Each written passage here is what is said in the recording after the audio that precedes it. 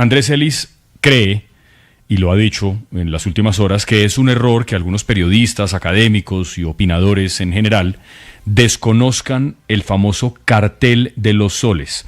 ¿Esto de dónde viene? De la noticia que publicó hace 2 o 3 días el New York Times, contando que en el juicio contra Nicolás Maduro, en el primer día del juicio y en la acusación que se presentó, la caracterización del cartel de los soles como un cartel de narcotráfico comandado y liderado por Nicolás Maduro había cambiado. Que eso, cartel de los soles, sí aparecía, pero de manera distinta. Algunos lo interpretaron como que el cartel de los soles fue una ficción de los gringos para echarle mano a Maduro, pero que eso nunca existió.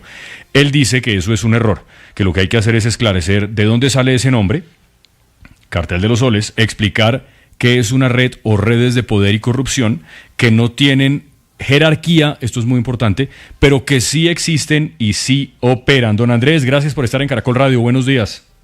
Hola, muy buenos días a ustedes y a la audiencia. Andrés, usted hace mención a distintos libros que se han escrito a lo largo de muchos años sobre el cartel de los soles, algunos de ellos publicados por periodistas investigativos muy serios. ¿De dónde viene ese término del cartel de los soles y qué tan viejo es?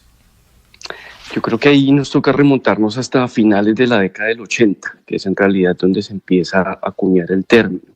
Mediáticamente se dio a conocer en el año 93. Creo que ustedes mismos tienen registros ahí del juicio contra Ramón Guillén y Orlando Hernández. Este juicio se da contra ellos porque los mismos informantes de la Guardia Nacional los delatan a ellos, no por ser narcotraficantes, pero sí por tener relación con los narcos. Tanto los que estaban presentes en Colombia, en su momento el cartel de Medellín, como los que ya hacían presencia en Venezuela. Al término de ese juicio, en el año 93, Ramón Guillén y Orlando Hernández, que fueron procesados por delitos asociados al narcotráfico y luego fueron libres, ellos empezaron, a partir de ahí es que se empieza a acuñar el término, que de hecho no era cartel de los soles en su momento, sino cartel del sol. Ajá. ¿Y esto por qué? Y era porque ellos, al ser comandantes de brigada, solamente tenían un sol, es decir, solamente tenían una estrellita de sol en su chaqueta. Ya de ahí en adelante, cuando se empieza a mirar las jerarquías, empiezan a aumentar pues los soles, obviamente por rango, y de allí es que viene el término. Muy interesante. Yo creo que además como contexto, Andrés, el señor Ramón Guillén Dávila y Orlando Hernández eran generales de la Guardia Nacional Venezolana mucho antes de Chávez. Exactamente. Es que lo interesante ahí, y boto acá un dato, no sé si de pronto traer a colación a Mildred Camero. Ella fue ex jueza y en su momento fue la directora nacional contra el uso ilícito de drogas. Ella, desde el año 1999 hasta 2005, designada por el propio Chávez, fue la encargada de empezar a hacer las primeras investigaciones en contra de esta alianza de distintos poderes con narcos locales y narcos asentados en Colombia. Creo que ahí es importante ver que viene desde muchísimo antes de esta coyuntura, que el propio Chávez los persiguió hasta 2005 cuando y ya de ahí en adelante, creo que recuerdan ustedes que desde el año 2014, cuando detienen al Pollo Carvajal, es que él mismo empieza a contar cómo eran las articulaciones, en su caso personal, con el cartel del norte del Valle, y cómo desde Pablo Escobar y la presencia de narcos locales colombianos en Venezuela es que se asienta más esta red de poder. Yo creo que la cosa la han manejado muy, muy coyuntural y hay que pues, remitirnos bastante tiempo atrás. Hay un libro que se llama Narcoamérica, que es un recorrido que hacen 3 periodistas desde los Andes hasta Manhattan, haciéndole rastreo a la cocaína. Ese libro es bastante interesante porque es una de las primeras menciones bien detalladas que se hace al Cartel del Sol, después Cartel de los Soles, contada por los mismos exinformantes de la Guardia Nacional. Oiga, ¿en qué momento, mirando digamos, esa secuencia cronológica que usted nos está narrando, se hace más fuerte la alianza de ese Cartel de los Soles con la guerrilla del ELN, con la guerrilla de las FARC? Porque precisamente en las últimas horas lo que hemos visto es que se están echando una cantidad de culpas. Fue durante el gobierno Uribe, fue durante el gobierno Santos, fue durante el gobierno Duque, durante este gobierno fue que explotaron los grupos ilegales en la frontera. ¿En qué momento terminan siendo grandes aliados ese cartel del Sol o de los Soles con los grupos irregulares, con las guerrillas colombianas? Pues con los primeros que fueron aliados hay que de pronto irnos un poquito más atrás. Está el cartel de Medellín, o sea, dentro de esos archivos figura Pablo Escobar Gaviria. Está también Wilmer Varela, que fue el cartel del norte del Valle. Y hay otros narcos también, pues ya de más corte local asentados en la frontera.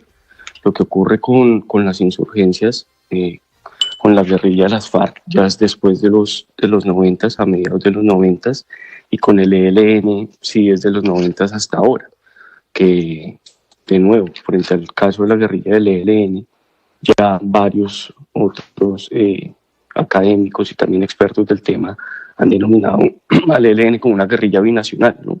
Y en esa denominación de binacional es importante volver a decir que, pues, cómo opera el ELN allí, cómo se articula con estas redes de poder.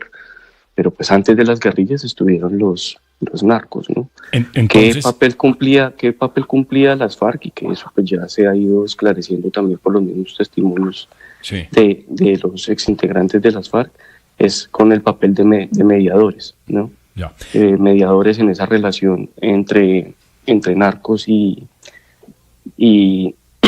agentes de la Guardia Nacional Bolivariana. Oiga, Andrés, es que yo creo que esto es muy importante porque seguramente de esto vamos a seguir hablando en la medida en que vaya avanzando el juicio contra el señor Nicolás Maduro y contra su esposa. El próximo encuentro es el 17 de marzo, si no me falla la memoria. Y eso pues va a tardar un tiempo.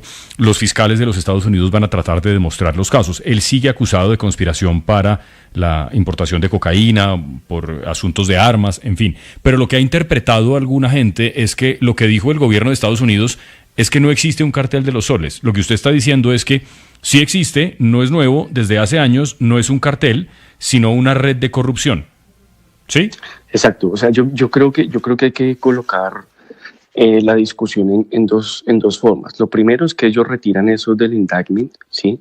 Que esa en realidad es la noticia, que lo retiran del indictment porque no pueden ellos sostener que el cartel tiene una organización jerárquica, que tiene estatutos, etcétera, etcétera, ¿sí? Eso no es así, porque no lo hay, no existe. Lo que sí existe es una red, yo le diría redes más bien, de corrupción y de poder. Es como si nosotros negáramos la existencia del cartel de la toga, por ejemplo, los colombianos. Pues ahí está, existe, ¿no? Lo que no existe es una estructura organizada, vertical, donde, por ejemplo, puedan sacar ellos ahorita en el próxima audiencia de juicio contra Maduro. Es decir, si hay una red de poder, pero que tenga una estructura, que tenga, por ejemplo, estatutos, como ayer se burlaban de eso, pues no es así. Pero sí hay que tener cuidado porque, por ejemplo, eso no se puede convertir en la justificación para la invasión que hubo. Eso por un lado. Y por otro lado, lo que ha hecho históricamente, que eso no es solamente Trump, sino desde décadas atrás, casi desde el 60, pues cuál ha sido la propaganda mediática de Estados Unidos para las intervenciones y las invasiones. Obviamente plantar cara frente a las armas nucleares, frente al narcotráfico, frente a las armas de destrucción masiva y ahí invadir. Yo creo que la discusión va por dos vías, ¿no? Obviamente no se puede desconocer en ningún momento la existencia de esta red, que ya, o sea, está en documentos ni siquiera ahorita, o sea, está en documentos desde finales de la década del 80. El mismo Chávez la persiguió con esta ex jueza y directora nacional, Mildred Camero, que creo que es una persona relevante a la cual vale la pena seguir, porque es la que está haciendo ahorita uno de los mejores análisis de cómo es que está cooptado el Estado venezolano por esta relación entre narcos y agentes de la Guardia Nacional y de las otras entidades de defensa de Venezuela. Sí, pero si no existe el cartel de los soles y si ya, digamos, el Departamento de Justicia lo dice, ¿cómo queda el indictment, el proceso contra Nicolás Maduro, si uno de los más grandes argumentos para hacer lo que Estados Unidos hizo en Venezuela era precisamente que Maduro era el jefe del cartel de los soles, de una organización narcotraficante, y que él es un capo de la mafia. ¿Cómo queda entonces, más allá, digamos, de lo del petróleo? Lo del petróleo nos enteramos después en la rueda de prensa, pero ese día, hasta ese día, el argumento era que Nicolás Maduro era un narcotraficante, cabeza del cartel de los soles. ¿Cómo queda entonces el proceso de acusación contra él en los estrados judiciales? Bueno, no sé cómo vaya a quedar el proceso de acusación, pero si se revisa el indictment muy asiduamente, juiciosamente, sí se retira la palabra, pero se dice que él hace parte de esa red, de esa trama de poder y corrupción. Entonces hay el retiro de la palabra porque ellos después no le van a poder decir si esta es la prueba que certifica que usted es la cabeza de esa organización. Perdón la interrupción, Andrés, antes de que siga. La pregunta de Vanessa me parece súper pertinente porque, claro, entonces, ¿cómo es la acusación? Lo que entiendo que dice la acusación ahora es que el señor no es el líder, pero que fue uno de los que más participó en esa red de corrupción. No era el Pablo Escobar de la organización, o el Chapo Guzmán de la organización, por ponerle un nombre, sino un integrante más de una red de generales y de militares venezolanos que se hicieron inmensamente ricos traficando, entre otras, cocaína. Exactamente. Lo que ahí va a ocurrir es que, si lo hacen como han hecho con los otros juicios, es que van a coger a la gente que ya ha dado testimonio, incluso algunos que están todavía privados de la libertad ahí en Estados Unidos, y los van a coger esos testimonios para confrontar a Maduro y ahí armar el perfil. Entonces, nuevamente es lo que yo digo en doble vía, ¿no? O sea, hay una faceta que es la propaganda que siempre ha existido por parte de los Estados Unidos y ya luego lo que se ve en el juicio. Hay casos muy, muy famosos. Mencionemos, por ejemplo, el caso de Simón Trinidad. A Trinidad lo acusaron de narcotraficante. ¿Qué pasó después en el juicio? Todo lo que lo tenían acusado por narcotráfico se cayó y finalmente terminó él condenado por conspiración, por haber participado del secuestro de los estadounidenses. ¿Y qué utilizaron para acusar a Trinidad? La mayoría de los testimonios de gente que ya estaba presa. Entonces, habrá que ver cómo lo van a armar, pero normalmente como arman los indictments es haciendo uso de testimonios de gente o que ya fue procesada o que está siendo procesada. Sí, Pollo Carvajal y otra gente que está en los Estados Unidos. Andrés, gracias por explicarnos esto, me parece muy útil en esas conversaciones.